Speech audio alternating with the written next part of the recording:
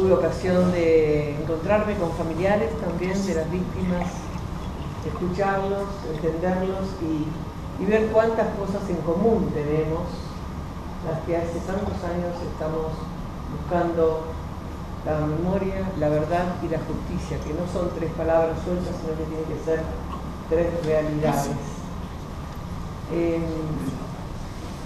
Uno llega a tomar estado público no por decisión. Me preguntan si yo quería hace 40 años atrás estar en esta durísima tarea. Por supuesto tenía otra vida. Yo era directora de la escuela primaria, 4 hijos, 2 mujeres, 2 varones, Laura, Claudia, Guido y Remo.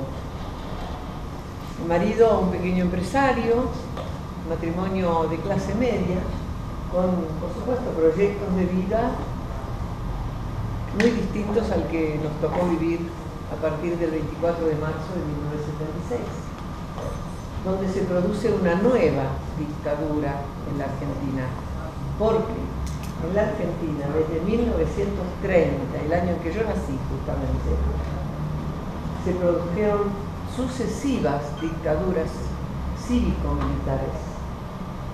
Los civiles tienen responsabilidades enormes en golpear la puerta de los cuarteles para incitarlos a, con las armas que debían defendernos, usurpar el poder, ejercer la violencia.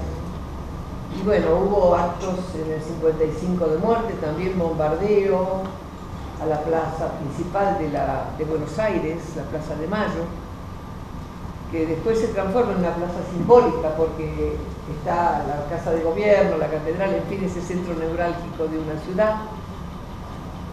Y en el 55 murieron muchas personas, pero no hubo una respuesta social. Yo tenía ya a Laurita, mi hija mayor, en mis brazos, y estaba formada e influenciada por los medios de comunicación, los mismos que hoy siguen mintiendo, los mismos que siguen ocultando, los mismos que siguen diciendo lo contrario a lo que debían decir, desinformando, porque siempre justificaban estos medios poderosos, medios monopólicos, estaban de acuerdo con estas dictaduras porque los beneficiaba económicamente, porque el tema es económico. Las dictaduras siempre vienen para esquilmar, ¿no? Para sacar, no para dar. Pero no estábamos nosotros preparados para, por lo menos yo no vi en el 55, no marco porque por las muertes visibles, fusilamientos, proscripciones, que salieran los familiares, que saliera la protesta. Sí, salió la protesta gremial, salió la protesta estudiantil, pero eran pocos. No ocurrió lo mismo acá el 24 de marzo del 76. Pero no fue solamente en Argentina. Si pensamos que las dictaduras fueron casi simultáneas en otros países de Latinoamérica, algo pasó en un despertar social, sobre todo de la juventud y de la gente esclarecida. Entre esos esclarecidos estaban nuestros hijos. Yo vivo en una ciudad universitaria, la ciudad de La Plata, que es capital de la provincia de Buenos Aires, que es la provincia más importante del país. Tenemos 24 provincias, es la más importante. Es una ciudad universitaria que nucleaba en aquel momento hijos del interior del país, de muchas provincias que no tenían las carreras que ellos querían seguir, venían a la ciudad de La Plata. Había un movimiento estudiantil opositor enorme. Había un movimiento obrero opositor muy importante. Y el resto, que éramos nosotros, los padres de estos jóvenes militantes, queríamos, porque no lo habíamos hecho nosotros, desalentarlos a que tengan política estudiantil. Yo recuerdo de haberle dicho a mis hijas, y mi marido también, de otra manera, él era más esclarecido que yo, no sé por qué hiciera, porque era de origen italiano, porque Italia tiene su historia y ahí se luchó, y su padre vino a la Argentina también conmovido por esas guerras, entonces tenía más claro que yo las cosas. Yo era muy burguesa y decía: mira, no hagas política estudiar. O sea, le decían, no pienses. Pedirle a una joven que no piense es matarla en vida. Porque decirle que no exista, que no tenga criterio, que sea una robot. Con sonrisas me decía, sobre todo Laura, porque decíamos, te tenés que ir del país, no me voy a ir mamá, no me voy a ir papá, porque mi proyecto de vida está acá. Pero te van a matar, le decíamos, vos estás viendo cómo secuestran a tus compañeros, los matan, no aparecen, hay ya mujeres buscando, familias buscando esposas. Uno lo veía, pero no era tan visible, porque la prensa, insisto, no decía más que eran nuestros hijos los subversivos, los terroristas, los indeseables. Así que teníamos esa incomprensión y además el temor de más agresión por parte de la gente. Bueno, la palabra que yo la repito al cansancio, porque fue una joven de 20 años, menos de 20 años, mi hija, que me dice, mira mamá, nadie quiere morir, todos tenemos un proyecto de vida, pero miles de nosotros vamos a morir y nuestra muerte no va a ser en vano. Estaba entregada a una política de liberación. Lo que más repetían era que querían justicia social. ¿Y por qué? Porque la pobreza no puede existir en países que tienen recursos, de que gente se muera de hambre donde se sobra y se tira, donde otros poquitos son muy ricos y no quieren repartir sus riquezas o ganar menos. Entonces ya, ante esa decisión, tratamos de protegerla. Bueno, el primero en desaparecer fue mi marido, por 25 días, por ser el papá de ella y de mi segunda hija, Claudia, porque las dos tenían militancia estudiantil universitaria. Salió destruido de ese cautiverio después de 25 días, tuve que pagar rescate, y en soledad, porque yo digo, no me van a entender qué me está pasando. Yo cumplía con mis tareas docentes, pero salía todos los días a buscarlo. ¿Y dónde fui a buscarlo? A una comisaría, a un hospital, a un regimiento, y se lo había tragado la tierra. Me chantajearon, pidieron un rescate muy grande también.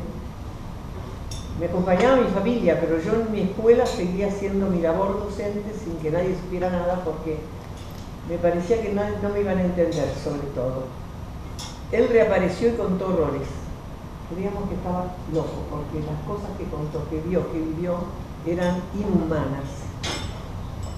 Pero no, era cierto, después está todo probado. Hoy en día ya hay libros, ya hay literatura, y hay películas, todo está comprobado como para saber qué es lo que pasó en la Argentina. Bueno, Laura y Claudia se tuvieron que pasar a la clandestinidad para protegerse y tener contacto con nosotros, pero un día Laura dejó de tener contacto y ya pensamos que había sido secuestrada, ella y su esposo. Ella está esperando un bebé, estaba embarazada. La busqué igual como busqué a mi marido, cambiamos el rol, le digo, vos quédate en casa, yo salgo. Cuidá a los chicos, los dos varones, y yo salgo. Me fui encontrando con otras mujeres que antes que ellos ya estaban caminando, con suerte. Nos dimos las manos y somos las que hace ya casi 38 años estamos juntos. Y yo siempre aclaro, pero no necesito decirse a ustedes, sino aclaro que no somos un grupo de mujeres amigas que nos dedicamos a jugar a las cartas porque tenemos amistad y después tomamos un té. Somos distintas, venimos de diferentes hogares, culturas, religiones, pero hay un tronco tan fuerte de esto de buscar al ser querido que no nos vamos a separar nada, seguimos juntas, pero hemos envejecido mucho, hay menos abuelas, pero tenemos ya la dicha de haber encontrado 116 nietos, de los chiquitos, que esto es único en Argentina, fueron víctimas de un plan sistemático de robo de bebés.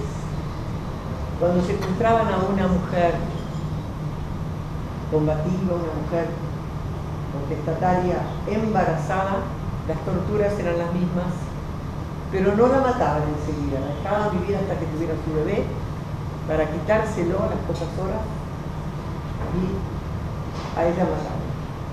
Laura tuvo su bebé en junio de 1978.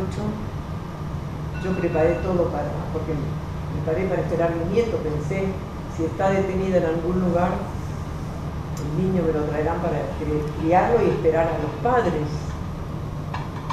Bueno, nunca llegó ese niño.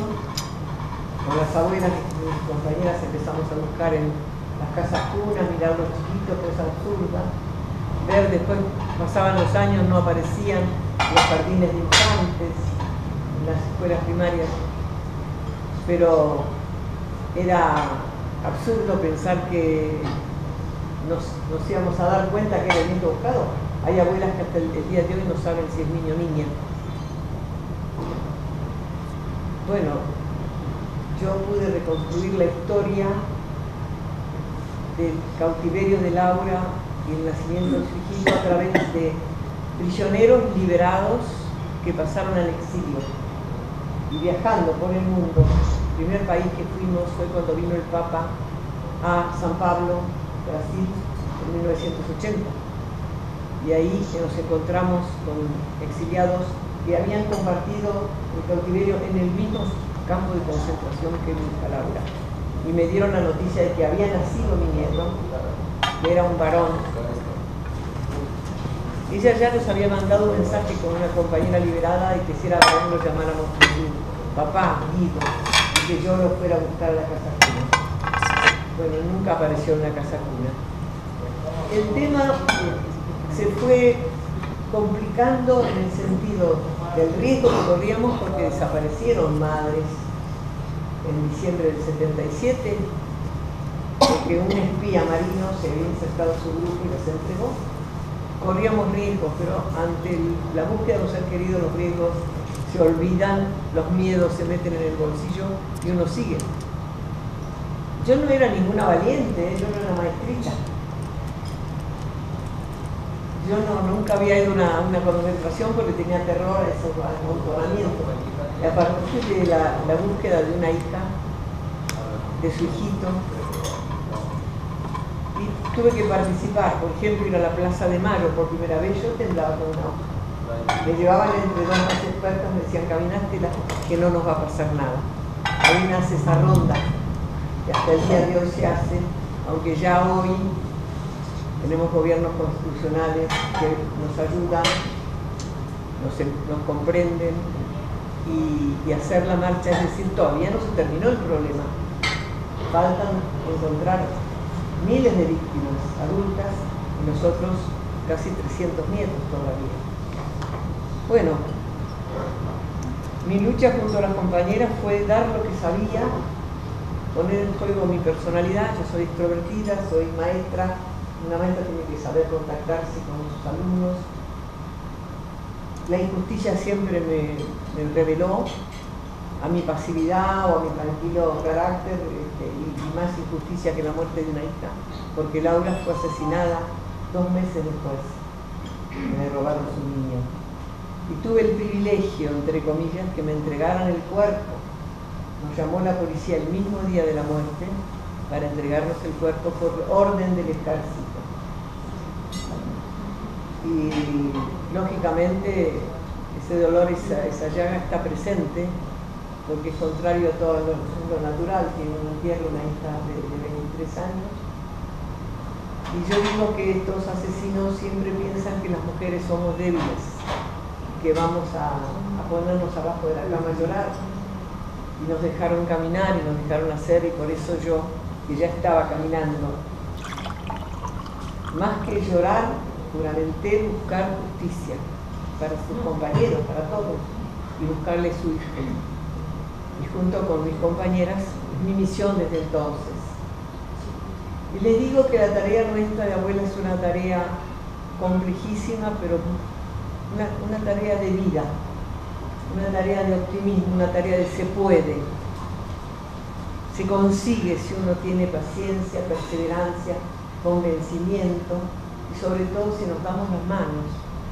Porque abrimos las puertas de nuestro grupo, no dijimos no, somos un grupo cerrado, no entra nadie.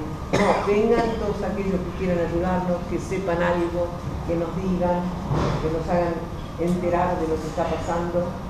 Y así maestros nos decían algún alumno extraño y podía ser el nieto. Pero ¿cómo poder identificarlo? Ahí vino el gran drama. Podía ser, pero al juez uno no le puede decir, mire, puede ser. Tiene que llevarle pruebas. La justicia no hace nada, y más una justicia heredada de una dictadura, si no hay pruebas. Y conseguimos, por suerte, también con esa chispa femenina, diríamos, encontrar la respuesta en la sangre. Cuando salió una visita en la ciudad donde digo que mi papá negaba la paternidad y que les trajo sangre al presunto padre y al presunto hijo, y la comparación genética dio que era, nosotros pensamos en la sangre, pero papá y mamá de nuestros nietos no estaban, pero los abuelos sí. Y ahí nace, y lo que es hasta ahora único también en el mundo, un Banco Nacional de Datos Genéticos. Ahí está reservada nuestra sangre desde el año 1984, ya en democracia. Este banco se hace por análisis ahora muy modernos y sofisticados que nos aseguran que cuando uno encuentra un nieto es si la sangre dice que sí, si no, nada. Bueno, esto, y acá tenemos un representante de Naciones Unidas, ha impactado mucho en Naciones Unidas. Hemos viajado presentando proyectos, han tomado como ejemplo tanto Cruz Roja Internacional en Ginebra como Naciones Unidas el tema de esta posibilidad de esclarecer crímenes por este medio. Y fue cuando nace también, a partir de esto de abuelas y la sangre, en esa avenida de los científicos que consiguieron decir que sí se puede, la sangre sirve, de las familias materno-paternas, nace un equipo de antropología forense, que es el equipo que hoy es reconocido a nivel mundial y que está exhumando cuerpos en Latinoamérica, ha estado en México.